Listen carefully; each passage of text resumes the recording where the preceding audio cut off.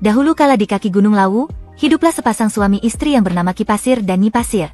Pasangan suami istri ini sudah berusia senja, namun mereka masih belum dikaruniai seorang anak, dan oleh karena itu, mereka setiap hari berdoa kepada Yang Maha Kuasa, agar diberikan seorang anak.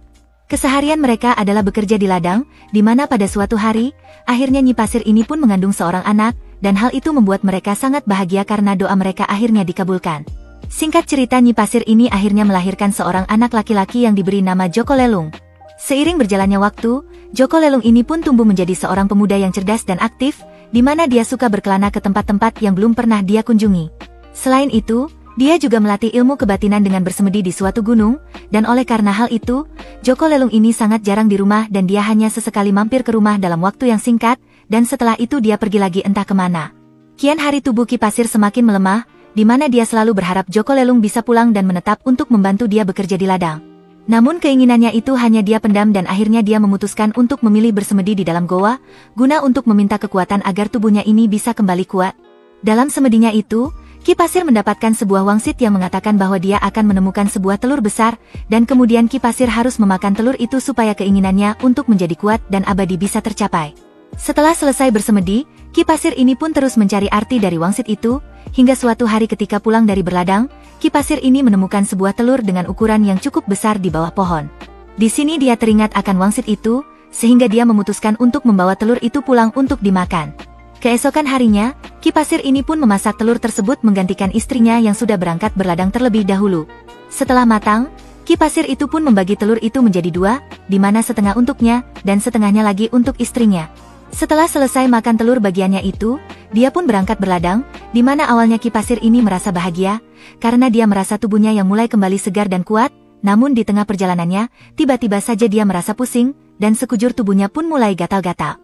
Di sini Ki Pasir pun berusaha menggaruk tubuhnya itu, namun setiap garukan membuat bekas luka yang kemudian mengeluarkan uap panas, dan karena rasa panas itu membuat dia berusaha mencari mata air terdekat untuk berendam, dan ketika menemukan mata air itu, Ki Pasir ini pun segera lompat ke mata air tersebut. Di sisi lain Nyi Pasir akhirnya sampai ke rumah, di mana ketika melihat ada makanan di rumah yang disisakan oleh Ki Pasir ini, dia pun segera memakannya karena kelaparan.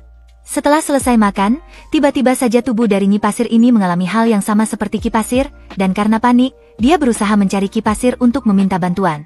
Singkat cerita akhirnya Nyi Pasir ini sampai ke sebuah mata air ketika sedang mencari suaminya itu, di mana ketika dia hendak menerjunkan dirinya ke mata air itu, dia sangat terkejut ketika melihat ada seekor naga raksasa yang sedang mengamuk di mata air tersebut.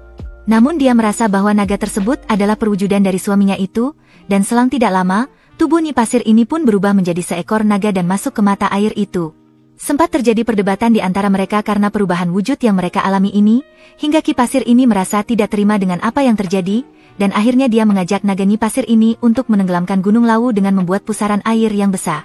Di sini naga Nyi Pasir pun setuju, dan mereka kemudian membuat pusaran air itu yang membuat tanah di sekitar mata air mulai longsor, dan apabila dibiarkan, maka Gunung Lawu ini bisa tenggelam.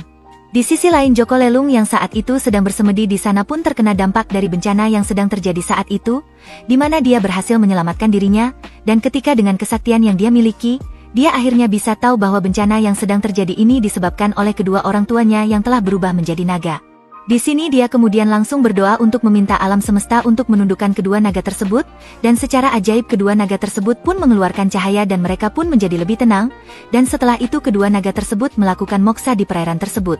Di sisi lain Joko Lelung pun merasa sangat sedih karena ditinggal oleh kedua orang tuanya itu, sedangkan bekas amukan dari naga tersebut membentuk seperti sebuah telaga, di mana untuk mengenang kedua orang tuanya itu, Joko Lelung memberinya nama Telaga Pasir atau yang sekarang disebut sebagai Telaga Sarangan.